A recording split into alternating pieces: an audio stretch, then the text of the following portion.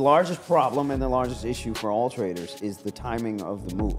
You might be right on the move. Yes. But if you do not pick the right expiration, if you don't continue to roll to more time, to buying yourself more time, generally speaking, you're gonna fuck that idea up.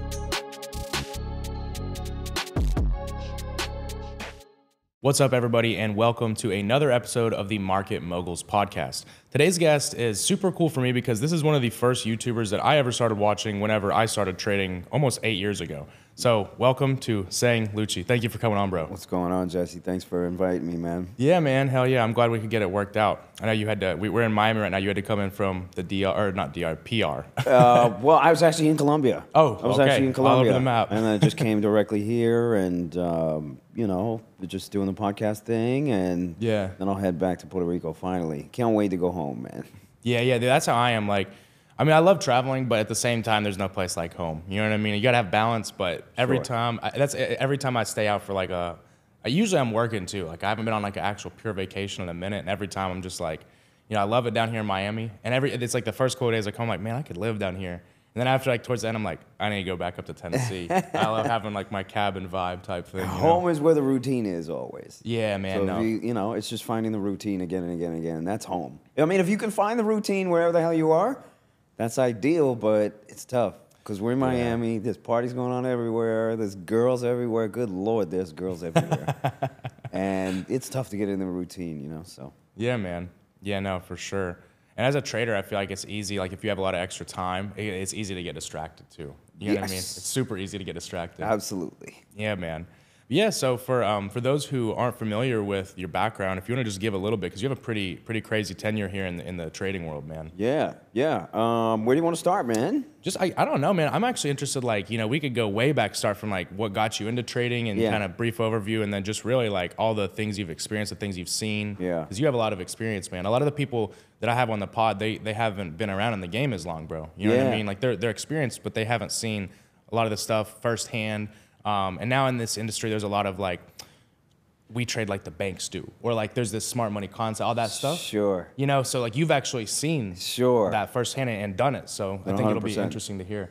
I was having an interesting conversation last night. I was hanging out with a bunch of traders too. Every time I come out to Miami or everywhere I go, usually I'm just kind of, calling up old traders from the chat room that I have, or, seasoned guys that are always kind of around, and whenever I can catch them in a certain city. And most traders, by the way, they're all moving to Miami, or they're kind of moving out of the States a little bit, Puerto Rico as well, Vegas. You'll see a lot of traders in Vegas, just in basically places where you can get a little bit of a tax break, especially the more seasoned guys. So we were having a conversation about why do we trade, and one of them, who was a seasoned guy, who's been around for about 20 years, was like, we're not doing it to get rich. And I'm looking at him, I was like, dude, are you insane? Like, what is wrong with you? Of course that's why we got into this thing in the first place.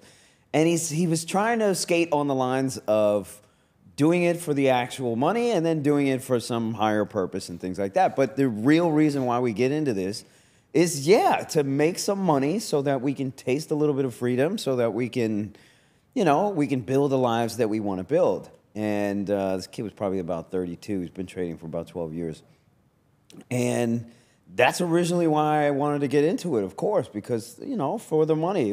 I was coming out of college. I just had my daughter. And things were, it was uncertain, so to speak. And of course, I had a degree in finance, so I figured, all right, let me go get a job. This is what I got my degree in and everything, and I got my first financial analyst job. I think it was making $38,000, $37,000 a year or something like that. And after taxes, of course, it's like $2,000 maybe, $2,000 and change you make. But again, back in those times, like rent wasn't that bad. Like you could manage. It wasn't great, but you could manage. And that was my routine, man. It was just go to work, sit in traffic for 2 hours a day, go hit the gym for about an hour, 2 hours, play with the kid, and then go to sleep. That was it. And it was boring. It was so boring. And I didn't want that. I didn't want that. I wanted more. I wanted, something different. I wanted the flexibility. I wanted the freedom. I had always been sort of a little hustler, kind of on the side, selling whatever I could on secondary markets to make some money. eBay was just a thing at the time. There was no, there was no StubHub. There was no Craigslist. Actually, Craigslist was there at the time. So those were the primary places where you could buy something and resell something. Now, it became about Pokemon and all this kind of stuff. But before, you could do your thing on eBay. There was no Amazon. Amazon wasn't popping off at that time. It was still like a bookstore. It was still all about books at that time. Right, Amazon had no idea. They didn't know where they were going at that moment in time. So I'm looking online for like jobs, and pops up a job for like a prop trader, the real prop trading, not this prop trading, simulated trading, what everybody says it is these days. Real prop trading was they had access to tools that nobody else had access to, technology and speed. Speed of access was very important. We can talk about co-location and locating your servers next to the actual servers that disseminate the information from the exchanges, NYSE and NASDAQ. We'll talk about that probably a little bit later, but so you basically plop down a little bit of cash to get access to this place. They give you a bunch of leverage, and then they'll charge you commissions, right? And commissions back in the day were really high. Now they're zero, so there ain't nobody making money there. And then they would take a percentage of your profits. And it was still the same as today, where not that many people make money. I mean, there was 40 guys in the office, and maybe 2 or 3 of them made real money. Really? But I remember walking into that office one day, and this one guy made like 15 grand and bought everybody pizza. And they were all like young 25-year-olds. And I was like, this is interesting. Yeah. And I had no idea what the hell it was. And I was like, screw it. This is what it's going to be. This is what I'm going to do. And of course, my family, everybody had a real hard time with it because I wasn't making any money at that time. So I had to really leverage the family that I had to, kind of get things going. It took me about 1.5 years to realize how to make money. I knew I could make it, but I couldn't figure out how to keep it. Mm-hmm. I would always have months where I'd make like 25 grand, 30 grand, 40 grand, and then the next month I'd give it all back. And that was the next sort of evolution. 2008 hits at that time, markets are absolutely crashing. The prop firm that I was at, the owners of that prop firm, they were buying the banks on the way down. So they were buying like Goldman Sachs, Bear Stearns, all those banks that were crashing on the way down, and they got smoked. And a week after that, doors were locked, couldn't go in. So I had a little bit of cash that was sitting around. My father had also lost a good amount of money during that time. It just kind of, it was providence, you could call it. We kind of connected, and we said, all right, let's take a shot at this. Let's go for it. And we did really well, 2008, 2009. So that was kind of what kicked off the whole thing. Nice, man. Yeah. Yeah, no, I was actually recently watching, it was a podcast, the one that's like, talks about where you made $2 million in a month, I think, and you had said the same thing, relatively like, there was a point, and there's a point where a lot of traders can make a lot of money, but they can't keep a lot of money. Yeah, and I think still happens to me to this day. Yeah, man, no, and that's another thing that I want to touch on too, that, I really respect your transparency, because a lot of people, I think, whenever they're trying to learn how to trade, they kind of have the wrong idea of what the end game looks like. They think that, hey, I'm going to learn this, and then it's just, I know what's going to happen. Like, I'm going to look and I'm going to be consistent all the time, and I'm not going to make these mistakes. But the raw reality of trading is that you just get better at handling those big L's or those big losing streaks or all of these things, So what do you think?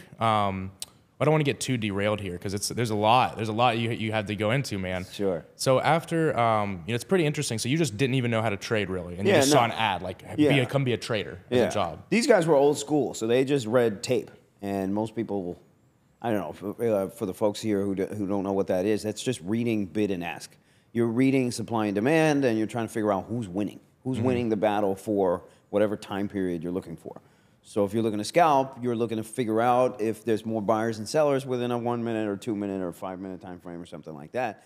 So you can take 30 cents or 20 cents or 10 cents on however many shares it is. Or if you're trying to swing trade, you want to see kind of over time the accumulation of a stock or, things like that. And I'll use supply and demand and real supply and demand. So buyers and sellers, when they line up on the bid and ask and how they interact with each other, that gives me the picture of what I want to do, short, long, things like that, and how I want to kind of structure an options trade or things like that. So that's what it was. So it was like reading, for especially somebody who hasn't seen it, it looks like the Matrix, man. Yeah. It's just numbers flying down the screen, and you're just like, what the hell is this? You look at the transactions. I didn't know when I looked at transactions, was it a buyer or a seller? So when you see a transaction come out, is that somebody buying? Is that somebody selling? That shit took me like 6 months to figure out because the concept is every single transaction, there is a buyer and a seller. Yeah. You're just trying to figure out who's the aggressive person. Right. Who's in charge? Like who's got the weight? Right Exactly. Now. Yeah. Exactly. And then if I'm an aggressive person and I want to put on size, how am I going to come in and interact with the market? And how am I going to show that emotion or that behavior on the tape? Those are the things that I'm looking for.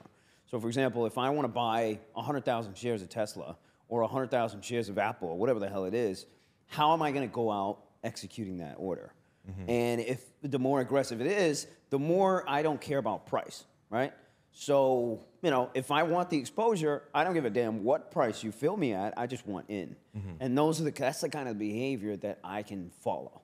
Because now other people start following this person, and now you start getting a whole wave of buyers or a whole wave of sellers, and that's actionable here, and that can actually move the stock. So that's what I was learning, when I started out.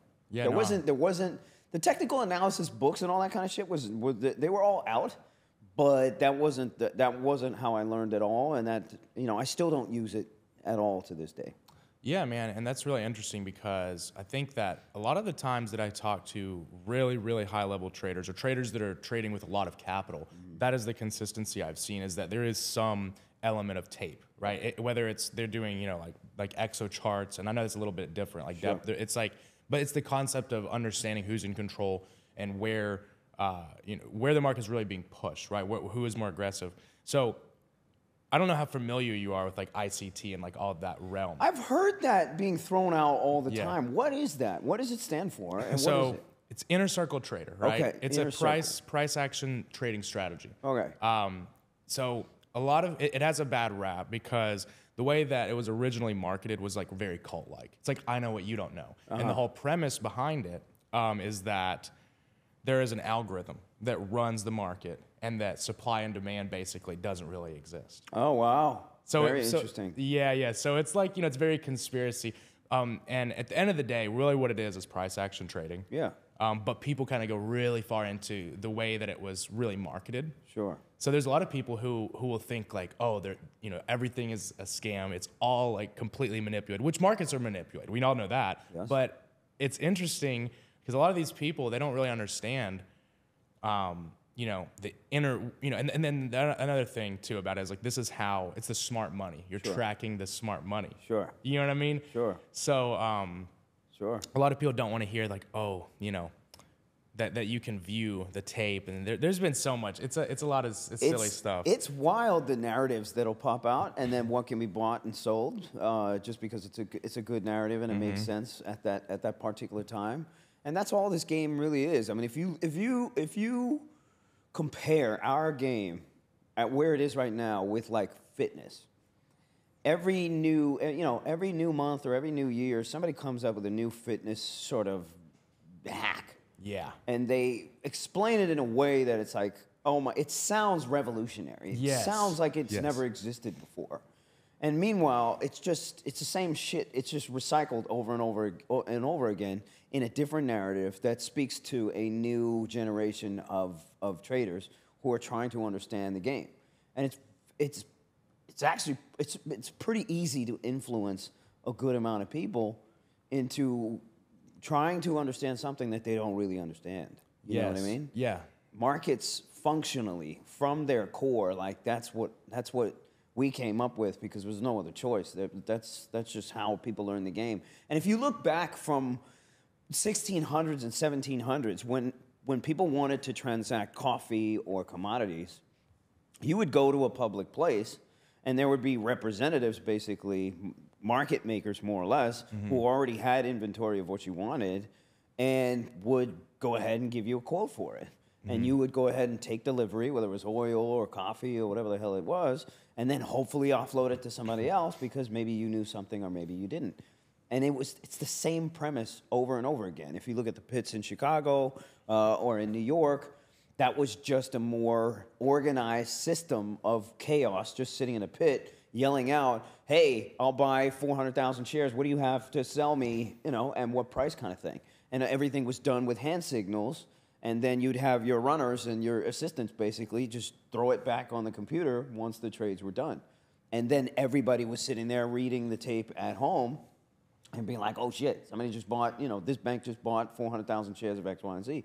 That's just how markets have worked always from day one. And then we became digital, but it still works like that. Yeah, no, I agree. And I think that you hit it on the head that there's always something that's revolutionary, and for whatever reason, people love that. People eat that shit up, man. And it's like a blessing and a curse, because for some people, they get way too sucked into it, and they're more concerned with the narrative rather than, hey, am I using this to really make money? So one of my big things is so I use the strategies from that realm, but it's just price action trading. Now I understand supply and demand is a real thing, right? But people will get sucked into that. Yep. So it's a breath of fresh air to have somebody that really has seen it and has been because another thing too, it's a newer form of trading, right? You know what I mean?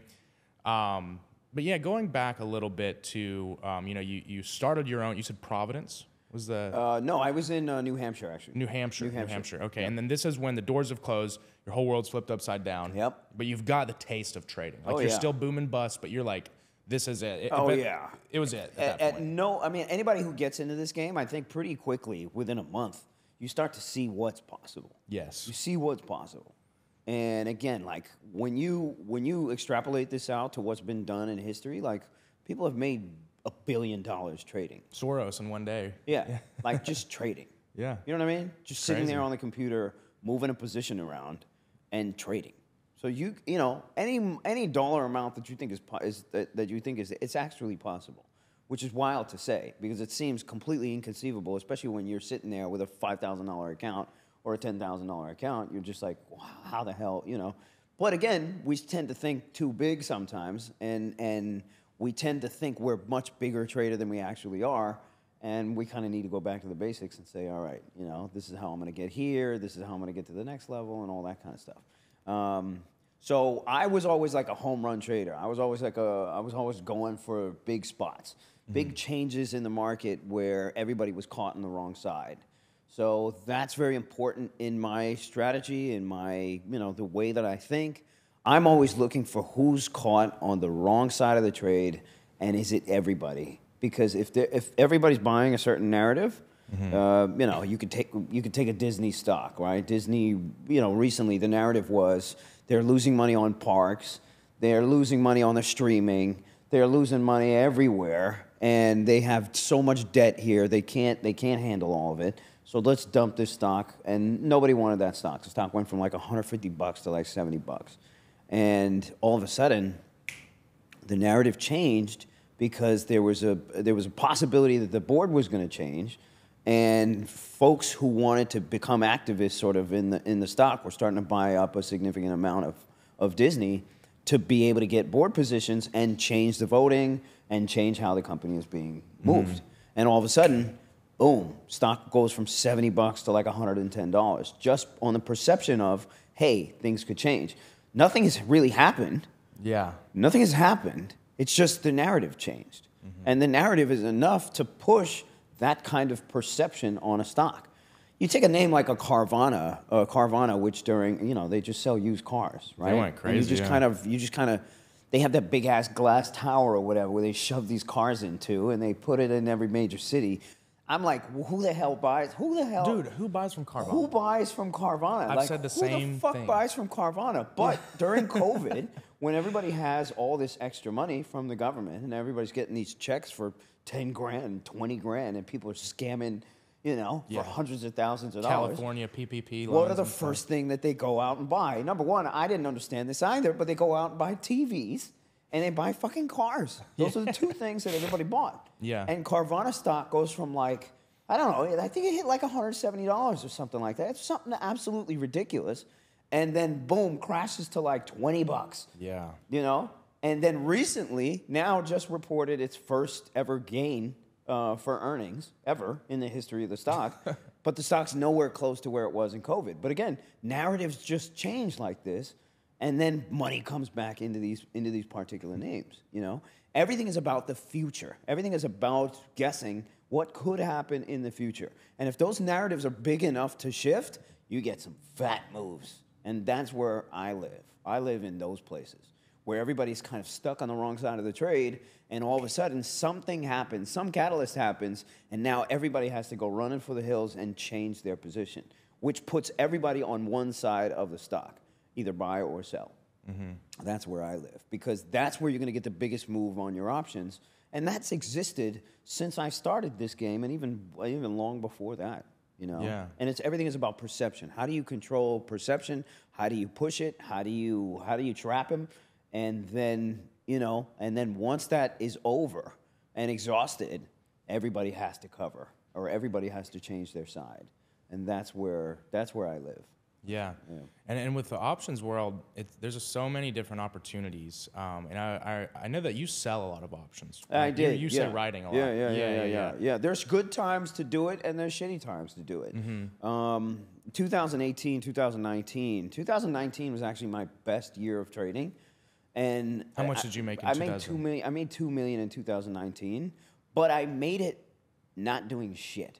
You're just writing? I made it not doing shit. I would just look at the markets from afar. I would look at those same shifts that I'm talking about, those same shifts in narrative, and I would sell that particular side. So, for example, let's say all of a sudden, you know, Netflix stock is doing really shitty. Everybody's like, nobody's optimistic about Netflix. But then an earnings report comes out, and the whole narrative changes. They say they have the most subscribers in the world. Everybody is on Netflix for 3 hours a fucking day, and everything is all good. Now, what happens after that day is, because everybody's trapped, and the stock gaps up huge, let's say the stock gaps up 100 points, it stays up there. It stays up there and continues. You know, you hear about these gap and go trades.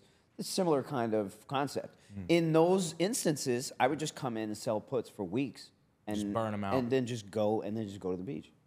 I love that, dude. And then just go to the beach. Yeah. Like, I wouldn't actively look at the shit. I'd just be like, okay, this is strong enough for a narrative change. Let me just go far out of the money and sell these penny options.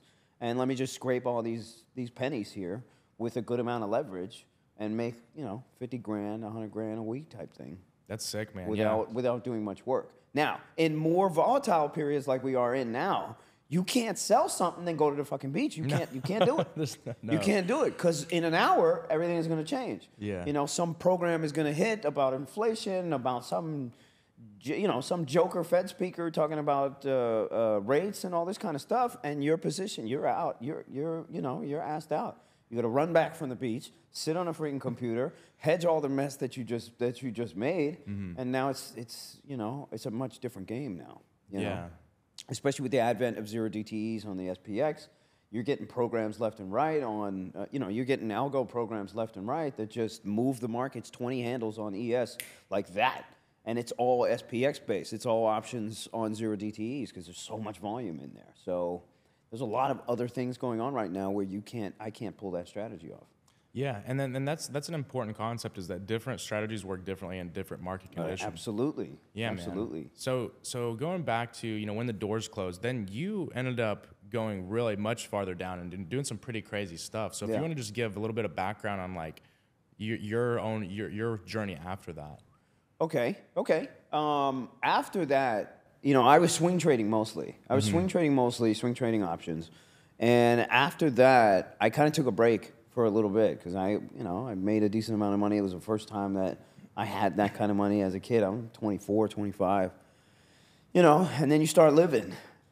And living for the first time with that kind of money, there's a lot of things you have to learn in that process as well. Don't invest in everything that comes to your table. It's similar to trading, right? I mean, trading, the key to trading and the key to making money trading is saying no to a lot of trades, man. It's saying no to a lot of strategies. I see some traders that trade like 4 different strategies at the same time, And I'm like, no wonder you can't get no wonder you can't get things going, because it's a different narrative every single strategy, and to be able, one person to be able to manage that, it's complicated here. So you really have to, push away the distractions, focus on one strategy that works, and that's it. And it's really no different in life either when you have all this money.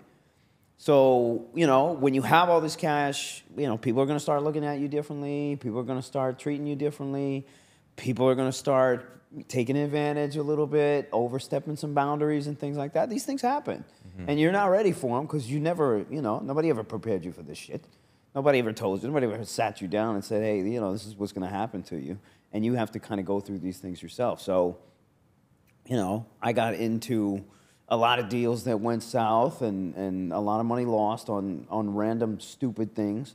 Real estate obviously is always such a good play. I was always so against it for some reason, but I always dabbled in it a little bit, and they're always going to be your best investments. So if you're able to do that aggressively when you make some money, I would highly recommend it for any of the young kids out there that are starting to make money. But again, I had to learn the hard way. So, maybe a year and a half, I'm traveling all over the world. I'm, having fun.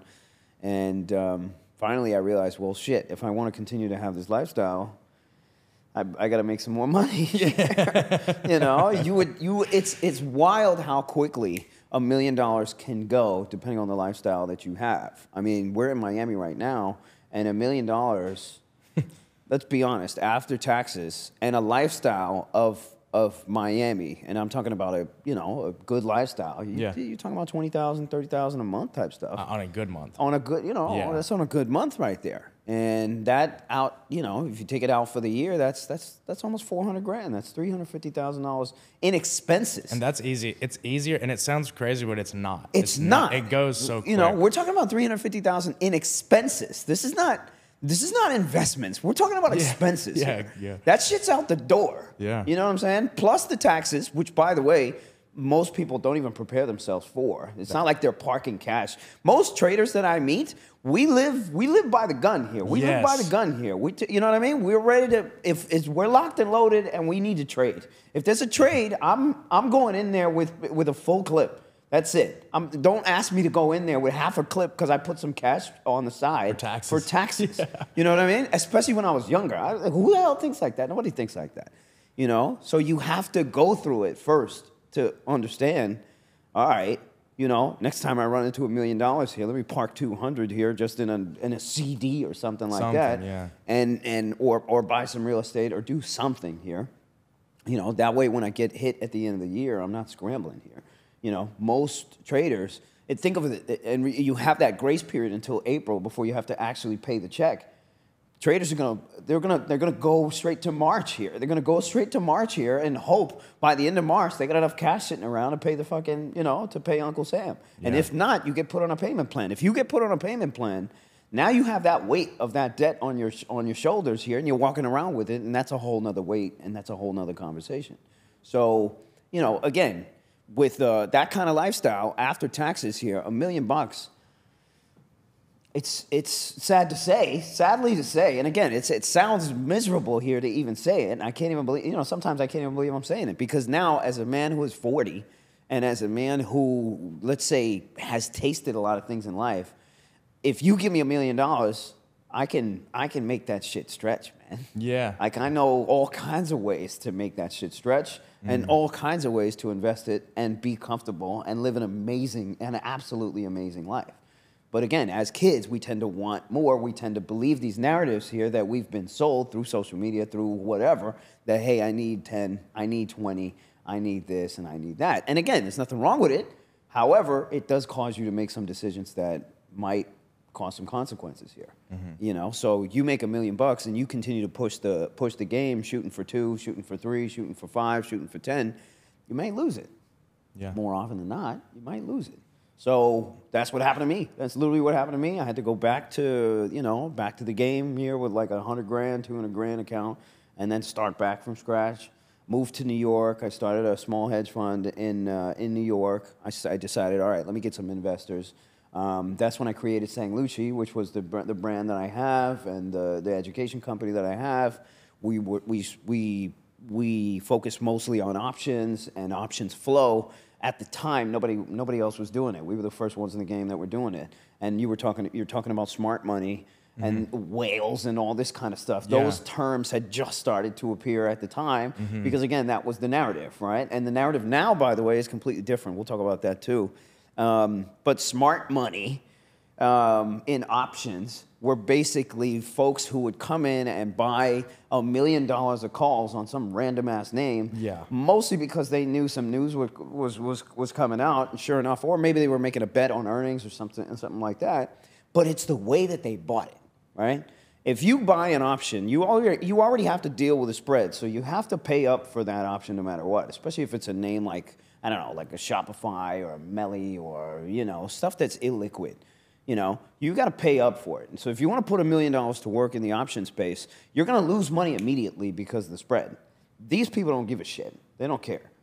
And that's the kind of attitude and aggressiveness we like to follow, Because if you get somebody coming into a Shopify or a Tesla or whatever it is, and they continue to buy $500,000, buy calls a week out, a month out and things like that, now you're going to have momentum. Now, if I'm the market maker, and I'm selling this guy those options, what do I have to do, right? I'm a market maker, and market makers are supposed to stay delta neutral, right? They can spend the whole day doing it, they can spend weeks doing it, but they're supposed to stay delta neutral. What does that mean? That means if I'm selling millions of dollars of calls, now I'm exposed on that side. So if the stock goes up, I'm fucked. So what do I have to do? I have to come in and either buy the stock or buy more calls or buy other calls, sell puts, or find other ways to hedge.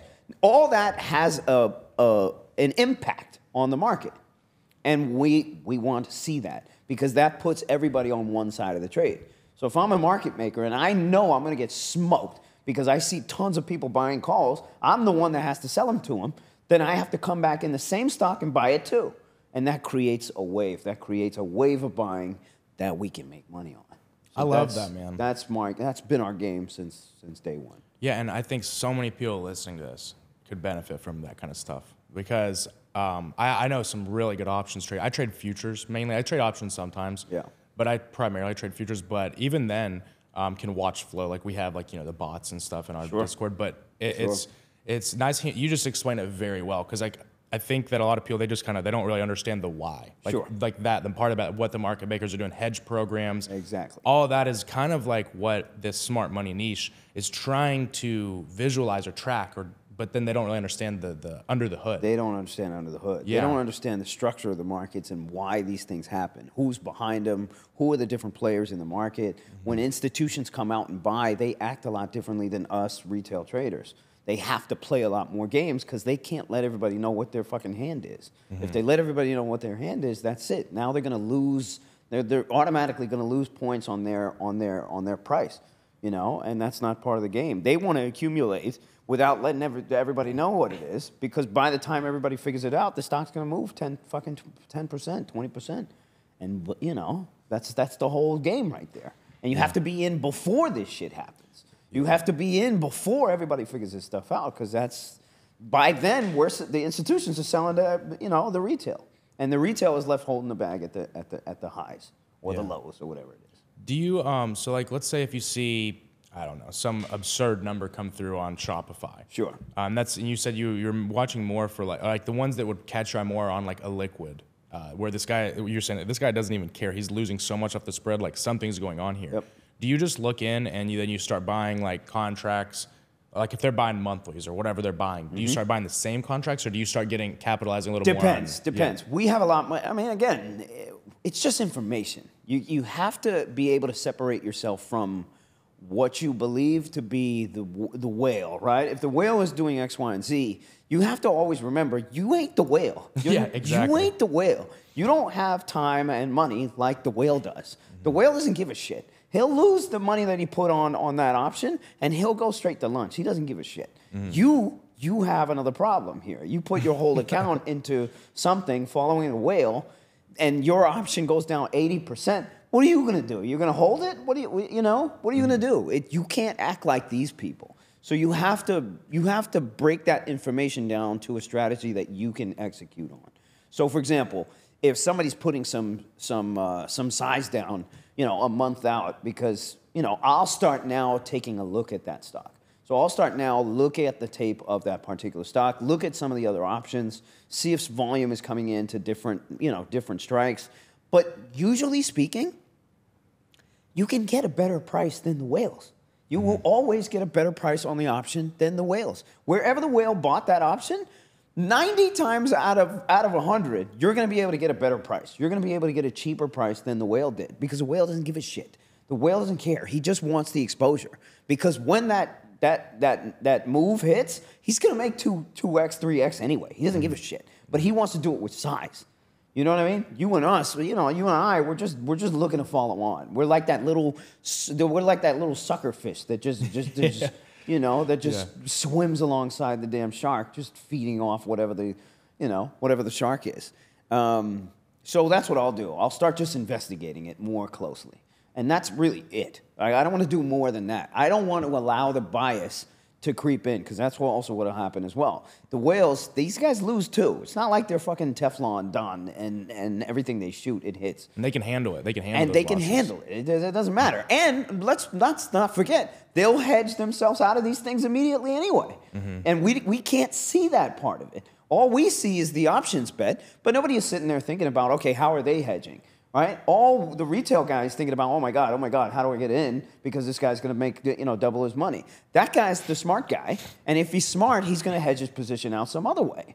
And those are things that we can't see. We can't see if he's shorting the stock. We can't see if he's buying the stock. We can't see those things. All we saw is somebody put $1 million of wood down on X, Y, and Z strike. That's it. We have to do our own analysis. So there's more to it than just, hey, there's $1 million of a bet here. Yeah. It's and you have to separate yourself from the anxiety, the bias, and the false confidence that comes as soon as you see stuff like that.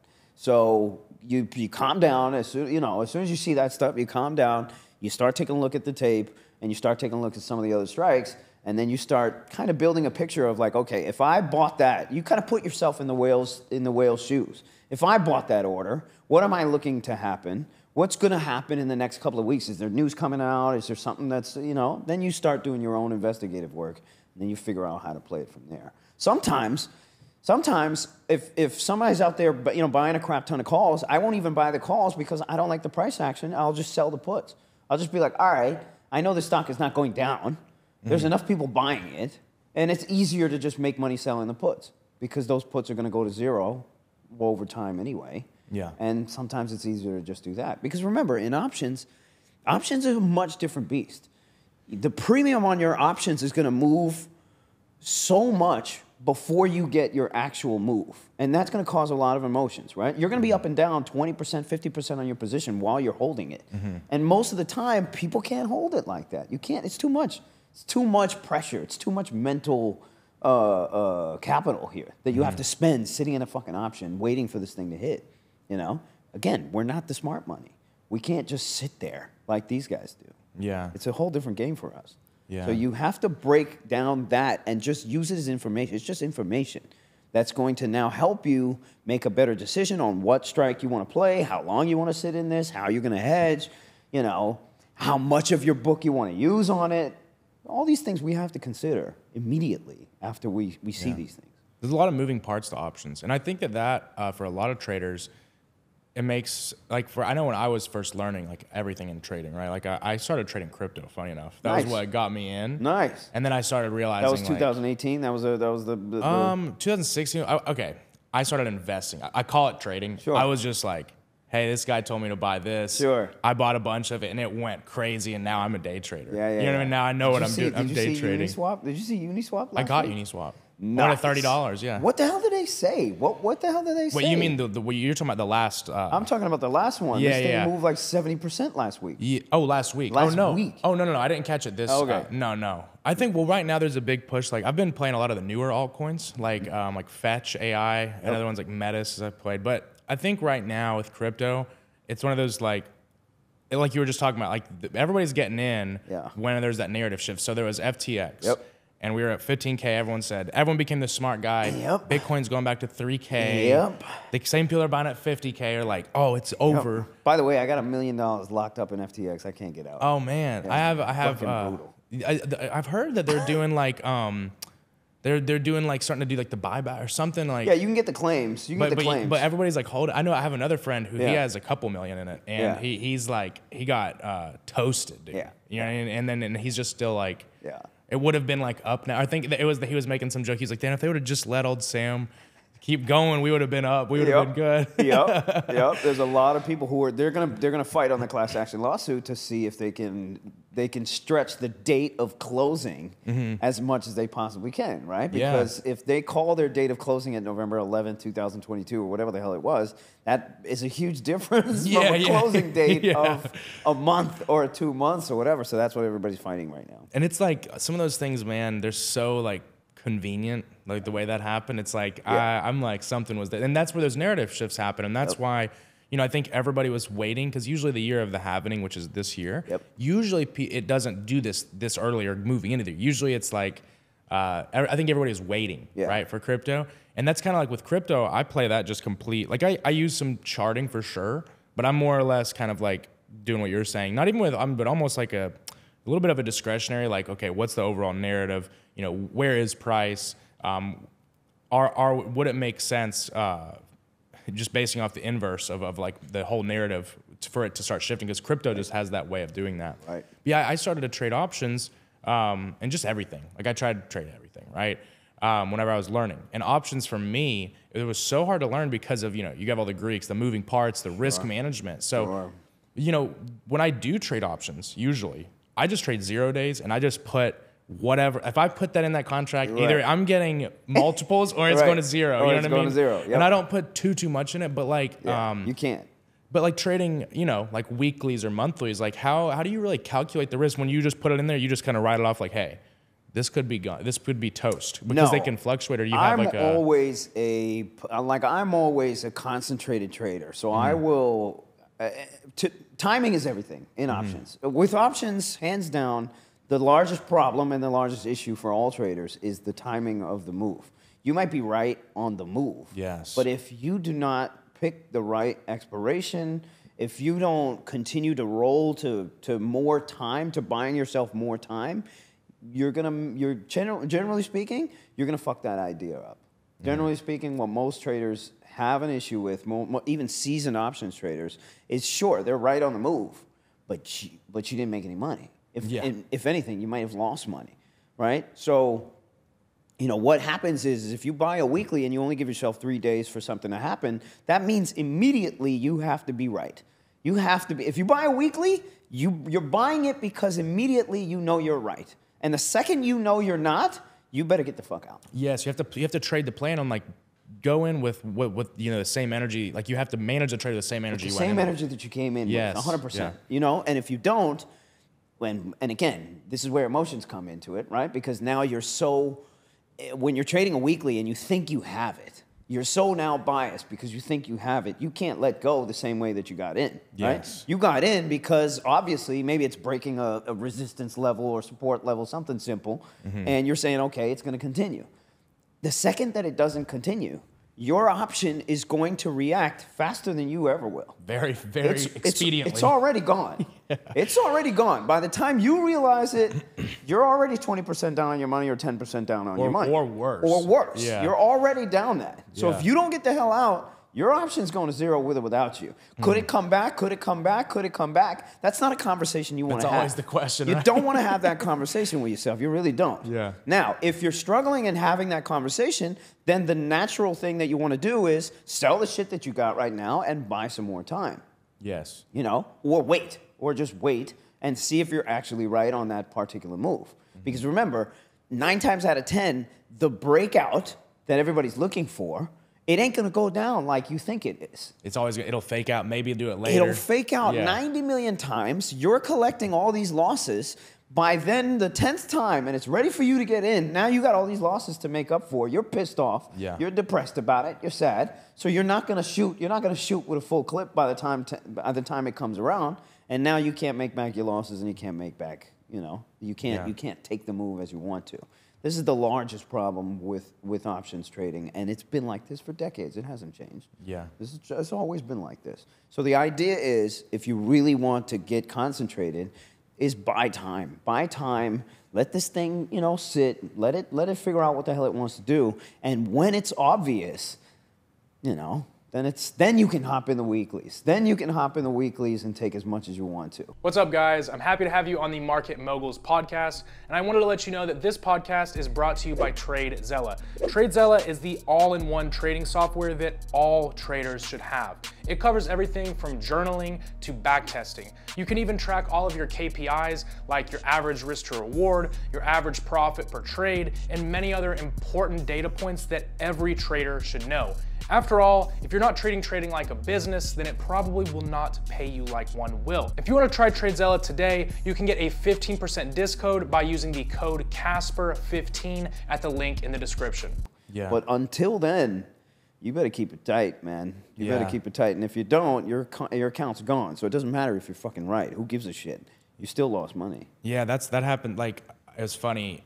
The two bigger options trade I had, one was a good win, one was a good loss. One of the AI. I played AI and I caught a lot of that crazy move. Nice. But then Lidos, when all this war stuff was going on, I was so right on it. Yeah. But the time, it was like after the initial move, kind of like I guess the gap and go idea. Sure. I got burnt that whole range and ended up selling it instead of rolling it over. Yeah. And somebody I know that trades over, like, yo, you should have rolled that over. Yeah. And I was like, I'm out. I'm done with it. Right. And then I looked and I was It's just the like, mental oh capital. my It's God, the mental man. capital. It's how much fight and work and resistance and stress you have to do to get to that moment. Yeah. So again, this is what we teach now in our programs now, is how to structure a longer time trade and how to sit with it week and week and adjust and hedge and sell options against like a larger position that you can, that you can sit there and do it. Because again, even if your option's 3 months out or 6 months out, sure, it's not as sexy as a weekly that if you caught it right, that you would have made 10x. But let's be honest, how much, are you really going to get concentrated on that particular move at that particular moment? Like, what's the reality of you doing that? Yeah. Over time, the reality is not there, man. It's just not there. The percentages are not there. So even if you're in a 3-month option or a 6-month option, you're still going to fucking double your money. And if you're able to do it concentrated, then, over time here, you're going to see the gains that you want to. The bigger issue is that you want them now. You want them right now. You don't want to wait. So, that's the struggle, the mental struggle for most traders. And that's what we teach in our program, how to structure a longer trade, how to sell options against a longer position. That way you're scraping up income as you're waiting for your baby to come around kind of thing. And, you're doing it a little bit more patiently than trying to shoot every day, trying to figure out where the shit is. Yeah, and I think that's like the professional way to look at it, because you're actually running like a business and running like a market maker in a sense. You know what I mean? And I have some close friends that they do like the theta wheel. They do all these different strategies of options, which is a little different than that. But like, there's just so many different opportunities and with options. Like you get real creative with it. And I haven't made it that far into options, because to me, options are more like, honestly, some like degenerate. Usually I'm playing them degenerately. And I don't keep a huge account or anything. I mean, why do you think the explosion of these zero DTEs, man? I mean, if you look at the volumes on zero DTEs, it's 70% of the options volume now. Oh, really? It's like that? It's more than half. That's now. Actually wild. I wasn't aware of that. And that's what we're talking about, trillions of dollars here. It took over. That's crazy, yeah. And they're going to come out with zero DTEs for treasuries now, for bonds. They're going to come out with zero DTEs for a lot of futures products, man. Yeah. And then all the BTC stuff, all the options for BTC, that shit is going to explode now too. Yeah, I saw in that pod that I was just referring to recently that you did, you were talking about, you were basically letting all you're either selling or you're playing options on Bitcoin and then letting it set on Bitcoin and just continuously just adding more Bitcoin. That's smart, man. More BTC. I do the same. So a lot of people, I was in my community telling people like, hey, this is like last year. I was like, buy Bitcoin, just buy some weekly, buy it here. But you can buy a bunch here. You could do whatever. But this isn't the usual trade that I'm going to tell you like, hey, here's the stop. Here's this. I'm like, I'm holding on to this to plus 100K. Yep. Like it could go to 80K. I probably wouldn't even. I mean, I might sell a little bit, but probably not. Yeah. So going into that concept, I think that a lot of people that are trading now, like they get into trading futures, especially just lower time frame moves, they don't really have that concept of reinvesting into other things. So I think that options can be a great way. Like you can almost treat options as an investing tool. Yeah. You know what I mean? More than just like trading. Absolutely. That's what I want to get into this year. Is something I want to start focusing on learning is learning those theta wheel strategies, learning how to really, because it's like not the craziest risk to reward, but you can go heavier in it if you know what you're doing. You can go heavier in it. Yeah. Exactly. You can put more money to work, and you can really focus on one or two particular names over the course of a year, because let's face it, where does most of your money come from in trading? It comes from very small periods in time, and it comes from very, it comes from a month maybe, or it comes from 2 months maybe out of the whole year. The rest of the year, you're just flopping around trying to find something. It's always Q3 for me. I looked over multiple years. It's always Q3. There you go. It's weird, and this is in different experiences, like different levels of experience. Different markets. Yep. It's weird. I didn't realize this till recently. I was looking back and I was like, why is that? Some of these things you can't deny, man. Yeah. I mean, if you go back and do some real analysis, like do some real analysis on your trading P&L and your history, you can find some pretty interesting stuff that you wouldn't necessarily believe. Yeah. And it seems like it's pushed and moved by something larger than the actual trading. Yeah. It seems like it's just some weird coincidence here. Like every Thursday, I can't make any fucking money for whatever reason. Yeah. The universe is telling you not to trade on fucking Mondays. Just little things that you can't explain and nobody can explain. You'll just see them pop up on your analysis. No, man. Yeah, 100%. So, whenever you started the hedge fund, right? Like you went and got investors, and I think a lot of people in this industry prop trading. Yeah. Right? We'll get into it a little bit, but prop trading. It's a valuation company is what that's like. It's a casino. Yeah. It's a casino is what it is. And you have to think, I always tell people I'm working with, look, this is not a career. This is not like you're going in to the Wall Street office with your briefcase, like what you're wanting. It's not Jordan Belfort. It's what they make it sound like on Instagram. It's like, this is a fucking casino that you have to learn how to count the cards, and you can make good money, but you have to go in with that mindset. Yep. But talking with you is really cool because you actually built what those things I think everybody thought they were. Now it's in the public what they really are. Yeah. But so like, how did that look like, taking your track record or just maybe in your network and sourcing that investment and then managing it through a fund? It was you and multiple traders, correct? Yeah, me and multiple traders. Yeah. It's a whole different ball game when you're trading other people's money. Especially when it's real money. Yeah, exactly. Especially when it's real money. The legality of it, the documents that you need to have, the compliance that you need to do from a yearly basis, accounting and audits and things like that. And, because, again, this is all SEC's world. This is all FINRA's world. And they want to make sure that nobody's getting scammed here, which often happens with FTX and stuff like that. Yeah. U.S. is a lot more stringent when it comes to financial products than overseas. Hence why all your binary options platforms and Forex platforms are all based overseas. Hence why all prop firms are based. Now Prop firms are now banned based in Bahamas. They're getting banned in the States, or they're based, over here, over there, where there's no jurisdiction and there's no legal, ramifications. Yeah. Because again, U.S. doesn't want you to have access to all that leverage because chances are you don't know what the fuck you're doing with it, which is mostly true. Yeah. You can't give someone 500 to 1 leverage on a friggin', $100 account or That's $200 gone. account. Yeah. You know what I mean? That generally speaking, the U.S. doesn't want you to do this shit. So you need to have all these disclosures and all that kind of stuff. And then finding the investors. You usually start with family and friends. You usually always start with family and friends. Whenever you have a good idea or something going on, you usually always start with family and friends. And then from there, you sort of build a track record and then, go out from there kind of thing.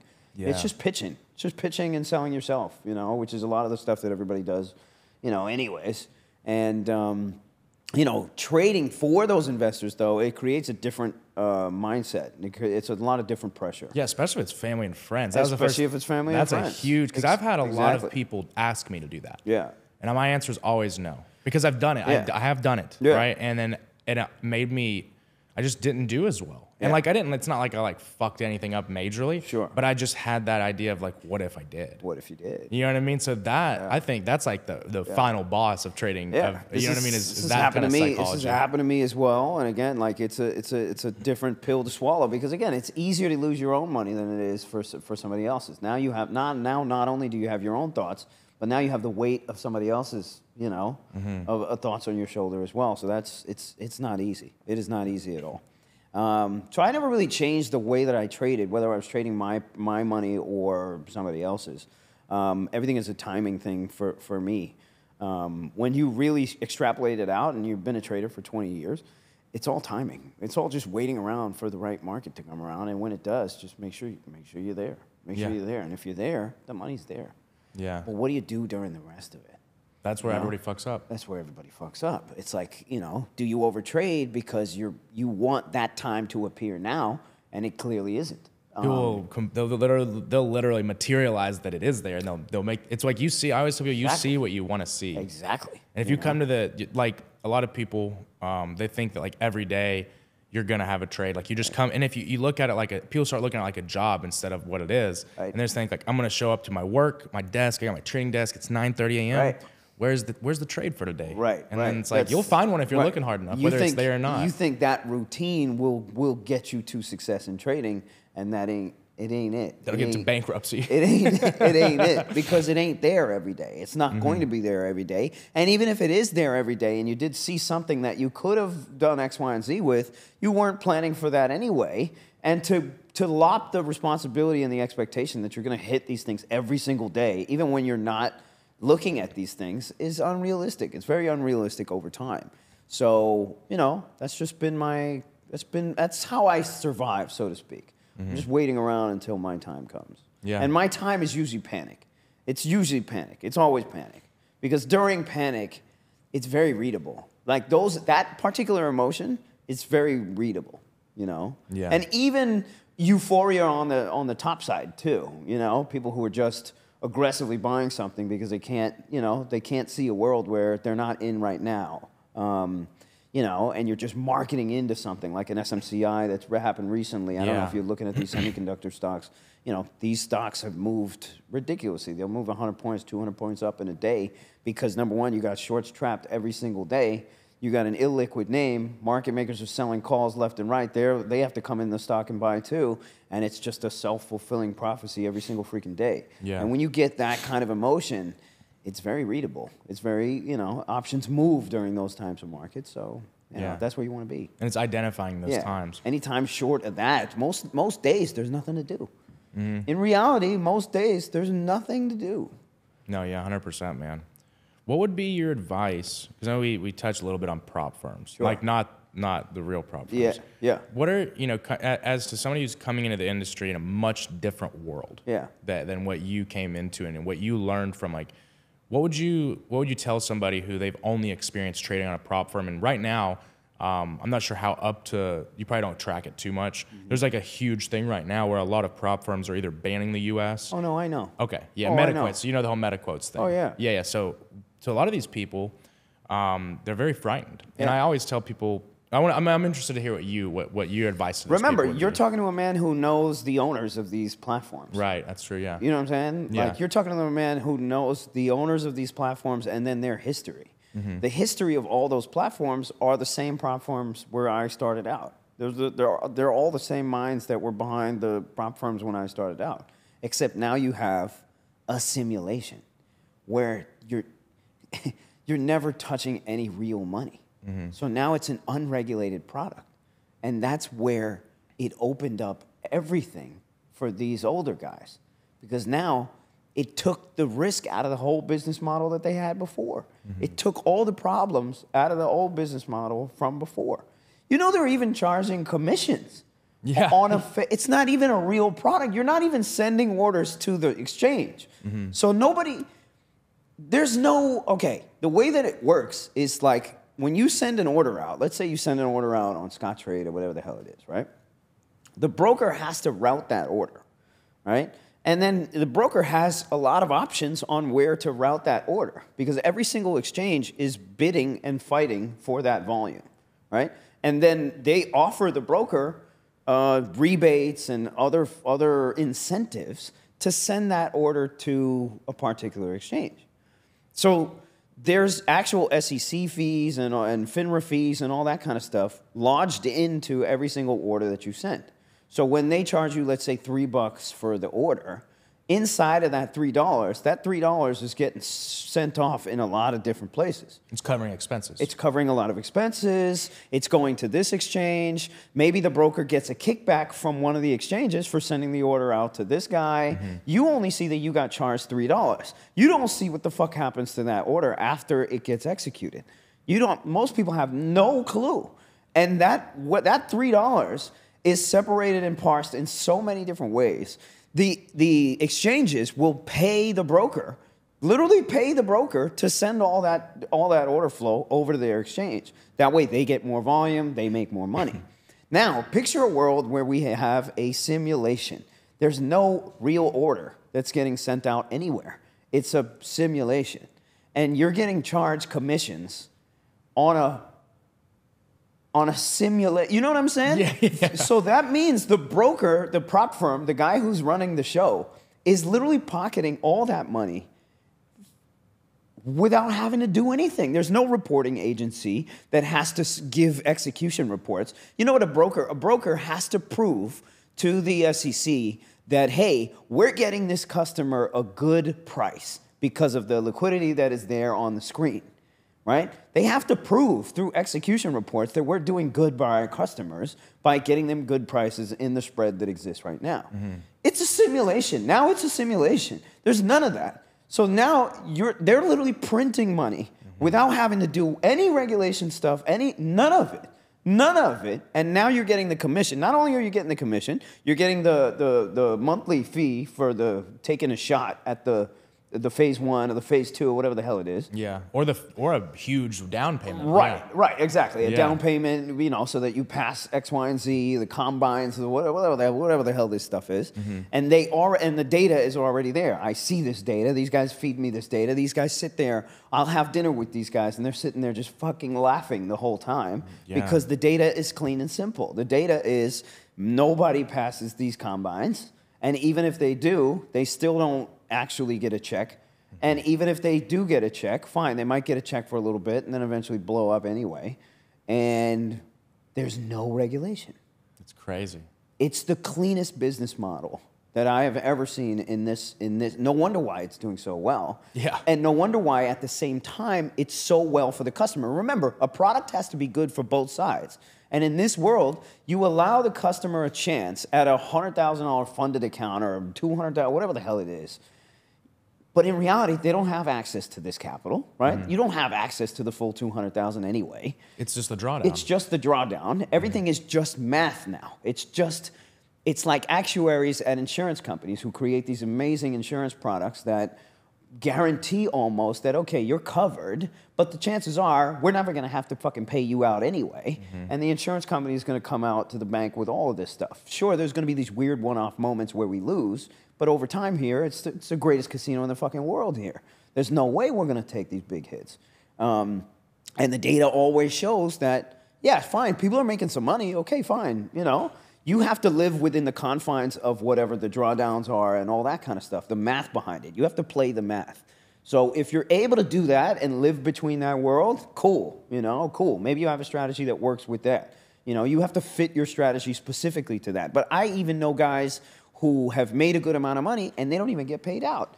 They don't even get paid out. Oh, yeah, that happens a lot. Because the group is like, nah, man, we think you're doing some weird shit. We can't prove it. We'll just block you out. Yeah, and it's like all permitted. We'll just block you out. And it's all permitted because there's no regulation on it. It's not a real fucking product. It's not real. None of it is real.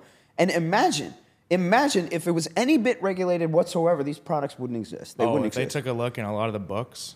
It's going to be a fire. It wouldn't exist. Yeah. You know what I'm saying? And now the bots have come out. The bots have come out because it's like, okay, if this is a math-based game, we can beat this math-based game. Yes. So let me just create a bot here, and let me just, I'll blow one account against another. I'll just go long on one and short on another, and then maybe they'll cancel each other out. I'll get this account and blah, blah, blah, and then it becomes a whole game of how do you ghost the systems? How do you IP access from freaking China in so they don't know who you are, change names and all. It becomes this whole game of bots and scams and how do we trick X, Y, and Z system, because all this is now is a math game. It's a casino. It becomes like a blackjack and you got to count the cards. Yes, 100%. And you got to do that, That's what the game has become now, and it's amazing to watch and to be even in the presence of this happening right now.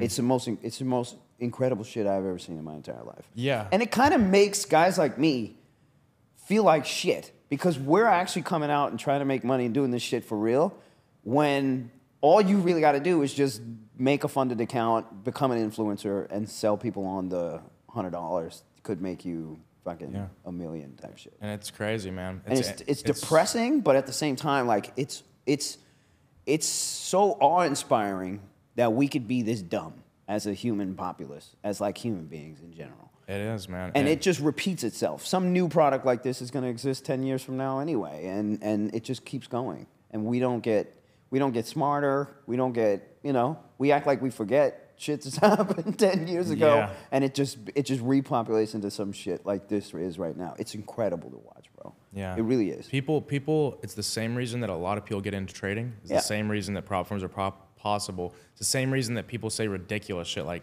hey, I'm going to turn $1 into $1 million. Here's my challenge. It's because people, even if they know that is not true, they deep down, if they really were forced to reason with it, they would know it's not true.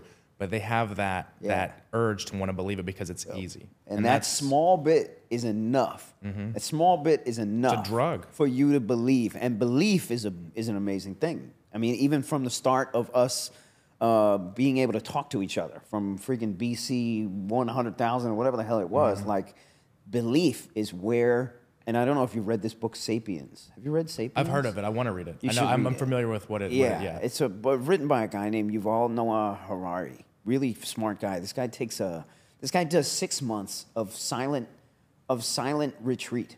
So he doesn't say a word. Yeah. And he does 6 months out of the year.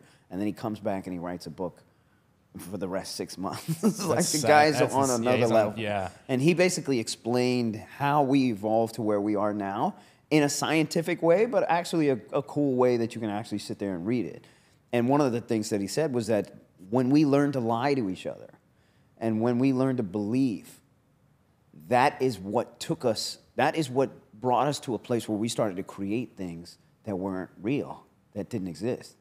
And now, look at us. I mean, SpaceX, you got fucking... Yeah, man. You got Neuralink, and this shit's going down, even bro. Even just, like, computers to me always, this shit's going down, man. Yeah. Like, we're going to live in this place that we saw in movies 40 years ago, 50 years ago. Like, all that shit is going to happen, you know? Man. And all of it happened because we can believe. We can believe. It's our best quality and our worst quality at the same time. That's very well put, man. And it really is so insane when you really think about how far the humans have came. When I sit there and think about, I think like that, like, and just even like to me, like computers, like think about going from, hunting with bow and arrows to somehow they've created something with different metals. Yeah. They can literally put this picture or transmit our voices into this. I mean, all of that, it's insane. It's insane. It's nuts. It's insane, dude. I'll sit there and think super deeply about that. Sometimes just sit there for like an hour, just going in a whole rabbit hole. I need to read that book though. I was recommended it, but I wasn't familiar with that guy did that. Those rabbit holes are dangerous now though. Yeah, you can't spend too much time in them, but it's good to like it's good sometimes to reflect and because think. I'll come out of those rabbit holes being like, what the hell am I playing? What the hell am I doing in my life right now? When all this crazy shit exists, I should be a part of something much bigger. Yeah. And we're sitting here trading fucking prop funded accounts, trying to make $1 million. You know what I mean? It makes you question everything that you're doing in life. Yeah, man. No, 100%. It's crazy as hell, man. So, I think a lot of people, they're scared because, like, let's say, like, everything goes away. Like, these prop firm accounts aren't here. They will. Yeah, they will. It's going to happen. It's going to happen. Yeah. Unfortunately, it's going to happen. The window is only going to be open for so long. And again, they have to move overseas. There's no other choice. Mm-hmm. And, some of the big ones blew up. What was it? The My Forex funds was it? No, they blew up. They got blown up. Yeah, they got nuclear strikes. Whatever that one was. Yeah, I had accounts with them. That was who I started trading props with. That was interesting. You're going to see a lot more of that as well. And after by the way, not really off topic, but again, once you're in this game for this long, the world becomes much smaller. I know these high-risk banking guys that do payment processing for adult stuff like OnlyFans and all this kind of other stuff. Yeah. They don't touch.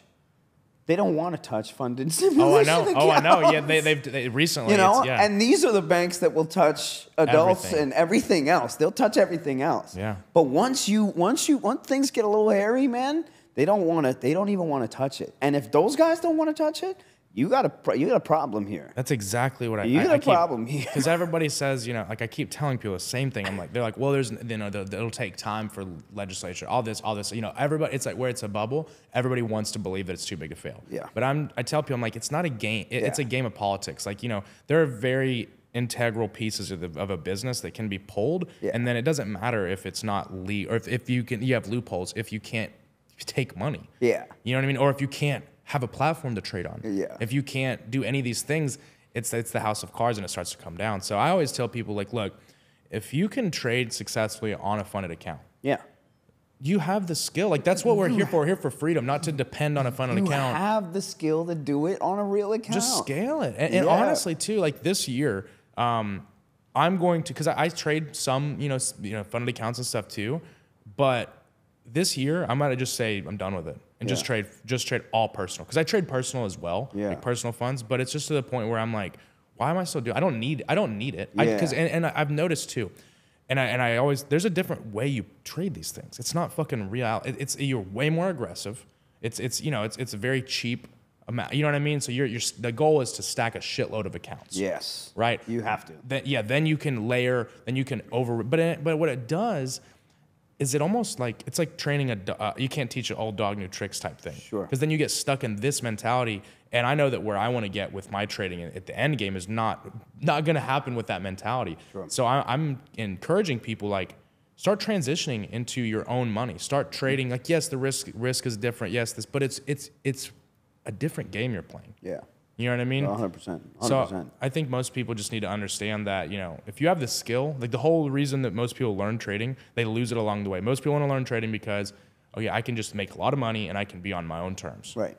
But then people get sucked into, being a slave to the charts or being a slave to prop firms. Yep. And it's like you've lost your way. So you have to come back to that full circle moment where you realize, hey, this is just a tool. This is a lever to pull. If that lever goes, the skill is what matters. I mean, it brought a lot of new people to the game. It did. It brought a lot of new people to the game. You can't deny it. It is what it is. I mean, it made me. That was like where I made because I had made really good money before that in crypto, and I round tripped it. Mm-hmm. I had made good money. I had a trucking company too. So I've done different things. That ended up, we closed that down. But really, where I had like a big first hit, like was prop firms. Yeah. You know what I mean? So it changes. It can change lives. You know what I mean? But the thing is, what do you do now? What do you do next? Yep. And no one wants to think that far because it's so damn hard to even get there. Once you get there, you're just like, oh, okay. But then you got to really continue to structure, continue to plan, continue to evolve and adapt, just like everything, man. Yeah, man. You know? Yeah, absolutely, man. Absolutely. I mean, I think your transition is going to be clean now. Yeah, no, for sure. I feel really good about it. And I mean, I've been trading a lot of personal along the way now. Like, you know what I mean? But I enjoy it more too. I feel like, because it's like you respect it more. Nice. You know what I mean? You're risking real money. It's not that casino model. But yeah, man. One other thing that I really respect about you too is like we were saying earlier, you're transparent about everything. Yeah. And recently, I don't know if it's touch. I know you had went into, I saw on social media, you'd taken some big hits. Oh yeah. You were selling some stuff at the floor. Yeah. You want to go into that at all? Or of course, of course. Yeah, you're pretty transparent. Of course. Yeah. I mean, this is the game. This is the game. I love that because people need to hear it. This is what it is. This is the game. At any moment, you're always at risk from yourself. Your greatest risk is your own, is your own mind, especially in trading. And no matter what level you reach in trading, I know guys that have reached levels that, you can't even believe. And within 4 years or 3 years, there's one guy that came to Puerto Rico, and I watched him turn $500,000 into $80 million, and then he lost $60 million in like one trade. Oh my God! And it's so easy from the outside looking in, being like, "Yo, you should have done this," and "Yo, you should have done that." That shit, when you hear it. the worst. It's just it's not the worst as in like, it's not unexpected. We're human beings. Right. It's always expected that you're going to be judged for what you do, and the negative stuff is going to come out no matter what. It's always expected there. But what you would expect out of human beings who do this shit, especially traders, is a level of understanding that that shit could happen to you, you know? You're walking around acting like it can't happen to you. And you're walking around talking like, oh, if it would have been me, and if blah, blah, blah, and all this kind of other stuff. Woulda, coulda, shoulda. You don't realize that what a trader wants at that given moment, or what a trader believes at that given moment, and what is going on in that trader's life at that given moment is a whole unique set of things that is unique to that person. And you'll never understand it, and you're never going to sort of appreciate it for what it is. For example, you know, he obviously wanted more. At that moment in time, when you make that kind of money, you're flying on a high, you know? And you're like, you know, there's a bit of untouchableness kind of attitude going into the game here. And you start taking much bigger size too. It's natural. You got an $80 million account. Yeah, you just made 80 mil. You know what I mean? Yeah. And maybe he wanted 100. Maybe he just wanted the 100. Just had to get it. I mean, he just had to get it, you know? And then you get stuck in something. But now you got $80 million, so you can work your way out of things. Even if you're down 20 million, 10 million, you could probably work your way out of it. And then the worst thing happens, right? Now you're sitting at a freaking loss that you can't manage. You got no more buying power left, even though you got $80 million. Now you got no more buying power because you're still trying to get out of this trade. The levels that it can go to is infinite. It's infinite. And at some point, the mental stress is too much. Boom, you take a $60 million loss. I had a guy in my office. I watched him lose $20 million on Tesla when it was shooting to the moon in, I think it was 2022, 2023. Like kind of the rebound. Yeah. It was on fire, man. Every single day he was short in my office. And I would listen to him and his risk manager yell at each other every fucking day because they're sitting in this position. They don't know what the fuck to do. Meanwhile, I'm using the information. I know he's getting squeezed, so I go long and I make a $500,000. Yeah. That's how markets work. This is how this shit works. I know somebody's getting squeezed. Yeah. I can feel his emotion. I know that's enough tape right there. Know that he's not the only guy. That is tape. Yeah. That is markets right there. That's how markets move. That's how price moves because of shit like this, you know? Mm-hmm. So, you know, me and the other guy are, you know, sitting next to each other. We're listening to what's going on here. Obviously, I'm looking at Tesla tape. I'm watching him get squeezed. Of course I'm going to take it long. You know what I mean? Of course I'm going to use his pain as my benefit here because that's all this game is. But when you see people taking these losses, when you see people taking these gains, you know, it's interesting. And for me, I was projecting what I wanted onto a market that never gave it to me because I was trying to short this market for, you know, 2 years in a row, 2022, 2023. I've been short, and been wrong. Why? Because I couldn't understand it, and I couldn't accept the fact that, you know, we had this crazy inflation here. You got wars coming out here. You got commercial real estate. Everybody's abandoning commercial real estate here and there. How is this market not going down? How is NVIDIA at $800? How is SMCI at $1,000? How is the market at an all-time fucking high right now? That was what was going on in my head, and I couldn't get rid of it. Yeah. I couldn't get rid of it. Yeah. So that was my narrative that I chose to believe, stubbornly enough, even though you come to the market looking at the tape and knowing that, hey, yeah, you're wrong. Yeah. You're wrong, but you continue to shoot, you continue to fight it. For whatever reason that is going on in your own life or your own emotions and all this kind of stuff, you have to come to those conclusions yourself. It doesn't matter what anybody else says. You have to come to those conclusions yourself. You have to accept these things. And it's tough. It's a tough road. It doesn't matter how much you've achieved, you're still at risk for yourself. You can still do incredibly dumb shit and act like a fucking rookie out here because of your own emotions and because of what you want to believe or what what narrative you're buying into. So that's kind of what happened to me. And finally, I got the picture. Yeah. You know? And the losses, of course, will tell you, like, hey, motherfucker, you're wrong. You're wrong. You took this loss. Loss is telling you something. You know? Your job is to read the loss and use it to your benefit. So if you're losing money on X, Y, and Z, hey, maybe you should flip sides. But again, I believe in the chaos theory. Chaos theory is the loss has to be big enough for you to snap out of it. Yeah. No, it's very real. The loss has to be big enough for you to stop doing whatever you're doing. And if you look at people in real life, to change habits that are very ingrained in themselves that they've been doing for years, it takes something bad has to happen. Oh, 100%. Usually, somebody dies or somebody, something crazy happens in your life where you're just like, holy shit. And that's the catalyst that you needed all along to do something that you should have been able to do pretty easily a year ago, 2 years ago, 3 years ago, 5 years ago. But for some reason, we need a little bit more, accountability, so to speak. Yeah, no, that's so true, man. Like, people get stuck in their ways, and I was a victim of this for a long time when I was younger, just like lifestyle and like spending money, just stupid shit. Yeah. And then you hit certain things where you realize you're like, fuck.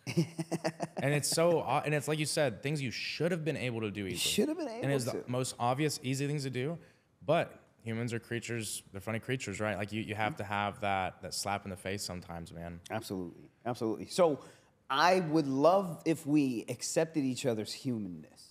You know what I mean? Mm-hmm. And we were a little bit easier on each other. And we were a little bit easier on ourselves as well. Because we're going to make these mistakes. Sometimes they get pretty ugly. But this is what the game is. We signed up for this shit, and this is what it is. And as long as I got a chip in a chair, I got a shot. I always have a shot. I love that, man. Yeah. So do you ever see yourself like retiring from trading? Or are you going to do it forever? I don't know, man. When you build a skill set like this, like the way we have for years. Like why stop? Every single year, you get even better, right? Your knowledge gets even more. So the question is always, why stop, right? However, if you're pushing up on a good amount of resistance and, mentally speaking, you don't see yourself doing it anymore, yeah, that's always a good place for an out or an exit or things like that. I tend to lump a lot of things on my shoulders when times are going well, when I got a lot of cash sitting around, when in reality, the play for somebody like myself is really sit on some of that cash and wait for the big opportunities. Unfortunately, sometimes people with a lot of cash sitting around, they think they got to put it to work all the time, especially with traders, because we come to work every single day. So I'll start a lot of businesses. I'll start a lot of side things. That causes a lot of stress as well, because now you're responsible for a lot of other people, your employers, your employees. So all of that is stressful as well. Running a business at the same time as you're trading. Oh, it's a lot. Running several businesses at the same time that you're trading. These are things that not everybody can do, and it gets very tiring. But the fact that we can is a beautiful thing. So balancing that is very difficult for me. I'm an extreme type of person, so I have to now start getting better along those lines. So the next time I hit, every time I hit my, and when I say I hit, I'm talking about like I make a good amount of cash. Make a big hit. Make a big hit. My evolution is always different, so you just keep learning, man. You just keep learning. So would I quit? Hell no. I love it. Let's go. Hell no, I wouldn't. Hell no, I wouldn't quit because look at the way we think. We have refined the way traders have refined the way they think. Especially the guys who've been doing this for over 10 years, 15 years. This is how we look at the world. You're a trader. This is how we look at the world, man. We can walk into any situation and look at the trade for what it is and be like, oh shit, this is a good trade. Everything becomes a trade. Mm-hmm. Everything in our head becomes a trade. Every negotiation, every relationship. Everything becomes a trade. So, that's how we look at life. So why?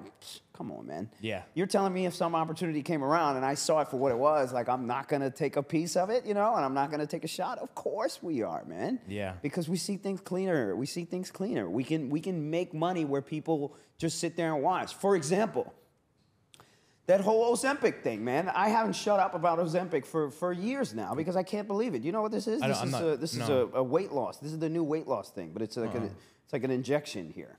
So basically, it has the similar effects of surgery, the gastrointestinal surgery. Okay. So basically, it shrinks your stomach. It makes you want to vomit if you eat sugar or things like that. and naturally people lose weight. It was a diabetes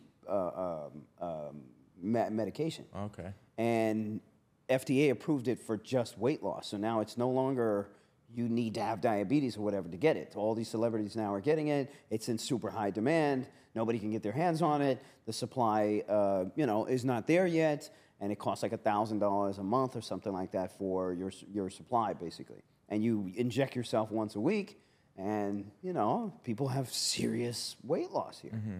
And I'm watching people around me, families around me, whole families doing this shit. This is the celebrity one.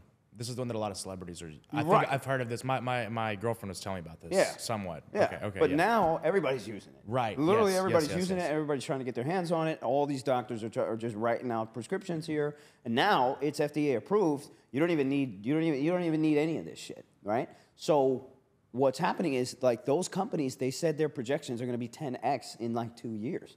So they said that. I'm looking at all these people aggressively injecting themselves.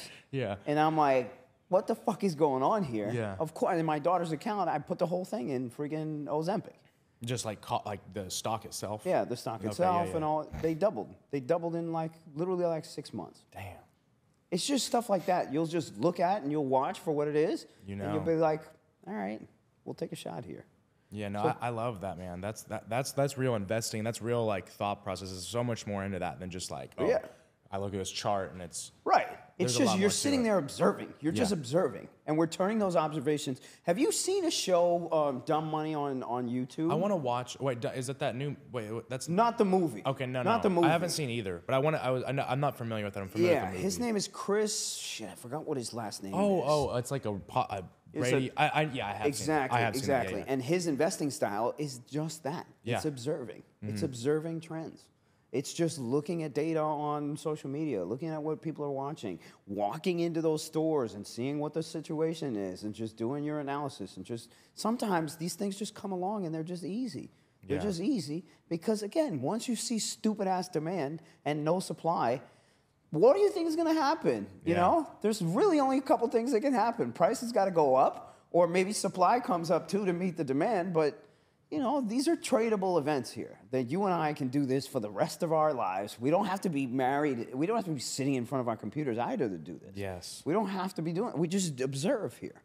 And through the observations, there's the game here. And it's all about catching those, because I used to not there's been some times where I had similar kind of like an intuitive feel to something, Sure. and I just kind of let it go, I kind of forgot about it or didn't act on it, and Yep. that taught me a big lesson. I was like, when you have those opportunities, because they're not common. I Yeah. mean, they're common relative to it's not going to take years and years, but they don't come around every day. No. And you have to know when. You have to be very decisive. And same thing in trading, non-intuitive stuff. You just have to know. That's one of the big skills is knowing when to size up, knowing when to really take that action. You know what I mean? Yep. I think that's a huge. That's been a huge thing for me, for sure. Yeah, man. But man, dude, fucking appreciate you coming on. Of course. It's an awesome conversation. I know we're gonna chat more. I want to stay in communication. Yeah, of I want course, to man. learn some more about the just the way that you do things with options, because it's. I trade futures, a lot of intraday stuff, Yeah. swing trade crypto. Occasionally options, but Yeah. I want to learn I want to kind of diversify into some more almost investing style stuff with options. So Yeah. definitely want to. There's chat a more, lot man. of cool things that you could do with the crypto stuff that you're holding and everything, and there's a lot of cool ways that you can use options to add income here to your do your BTC or Ethereum. I need to. I never. I remember back in the day when before Binance was you couldn't use it. Yeah. I used to. I had a friend. I didn't know what I was doing, but I had a friend, the same guy that does the theta wheel stuff. Yep. His name's Hunter. Shout out Hunter. But he had me he helped me a little bit with the options on there. Yeah. But it was I barely scratched the surface of it, and then I was like, Binance is no more for you know what I mean? Yeah, absolutely. We got a master course coming out, and Nice. it's all about this. It's all about how do you structure kind of these longer term ideas that are going to hit at some point. But timing is obviously a big freaking factor here. Yeah. But as you're waiting for your ship to come in here, you can make a lot of moves here and basically pay for that whole ship and let the ship sail for free here, kind of thing. Yeah, I'm gonna buy that. I'm gonna buy that. Which is what we kind of do. Yeah, I want to learn, man. Yeah, man. That's stuff that genuinely is just super interesting to me. It's been a while since I've really Like as far as like futures trading, I kind of like have what I know works. So I'm Sure. like, people always are like, dude, check this new strat. I'm like, Sure. get away from me. I don't want to hear it. I don't want to hear it. I'm not going to fuck my shit up. But at the end of the day, we're out here to make money. However Yeah. you got to do it is however you got to do it. Yeah. When you feel a need to adapt, you're going to know. You're going to know. Yeah, You're yeah. going to know. Your energy is going to tell you like, hey, this shit that I'm doing is it's not working anymore. I need to add in this tool or this tool. Yeah, yeah. I'm more like, I just want it for like a more of an investment style. I don't want to defer because like I always will trade futures. That's my Sure. thing. I love it. Sure. But as far as like I want to learn more because I know there's so much that I don't know about options. Yeah. So I'm looking forward to it, man. But All right. as we close up, any final thoughts, any advice to the viewer? Most of my viewers are probably within their first 3 years of trading. Yeah. So speaking of something like that also came up learning in the prop firm industry. Sure. The evaluation in this whole fucked up game. What is your advice to somebody there to get out of this and become what they want? What piqued their interest as being a trader that's so self-sufficient? I mean, you got to realize now you're in the game. Now you're in the game, and now because of guys like Jesse here, you're forced yourself to learn about this actual game that you decided to get up into. And now you're starting to realize it's a lot bigger than the funded accounts and all this kind of stuff. When with that in mind, if you're able to make money on the funded account, and if you're able to stay within a constrained set of rules in order to beat a system which is designed to, by the way, make sure that you don't walk away with anything, and if you're still able to make the cash there, you got a pretty big future. I think you got a pretty bright future here ahead of you. That means that you can play the game as designed within a set amount of drawdown and all that kind of stuff, which means that you've proven that you can lose a lot less money than most other traders who try it out. So if you can do that and you can scale that, Jesus, Right. you got some serious potential. I think you got some serious potential, but you have to be able to look outside and you have to be able to look at the future of this. So if you're in this game for 1 to 2 years, 3 years, the world doesn't stop at funded account trading. The world does not stop there. The world is so much bigger than that. And you need to have that kind of outlook. You need to have that kind of long-term outlook. And I would say the best advice that I could give as somebody who's been in here for almost 20 years is think about the future. Think about the fact that at some point your trades aren't going to be hitting, and you want to make sure you have the apartment paid for, the car paid for, and things like that. You want to make sure that is good. That way, you don't get in situations where you're struggling here to kind of get back and things like that. So think about those things. Think about the future. That's the best advice that I could give. And again, the world is way bigger than funded trading. And if you're able to make money on the funded trading, just in and of itself, you've proved a lot, because that game is designed to make sure you don't walk away with anything. And I know for a fact. Yeah. No, you know what I man. mean? So you guys have a bright future ahead of you, but think about it. Think about that future, plan for it. Make the right moves now so that in the future things can be, you're just adding on to a base here that can't be broken here. Dude, I love that. Everybody take note on everything that Lucci just said. It's literally the best advice I think any of you guys could get right now. And if you watch this far, thank you guys for your ongoing support. We're going to continue to bring on great guests, continue to put out value every single week. So make sure you see us on the next week's video and subscribe if you didn't already. And I'll see you guys on the next episode of the Market Moguls Podcast.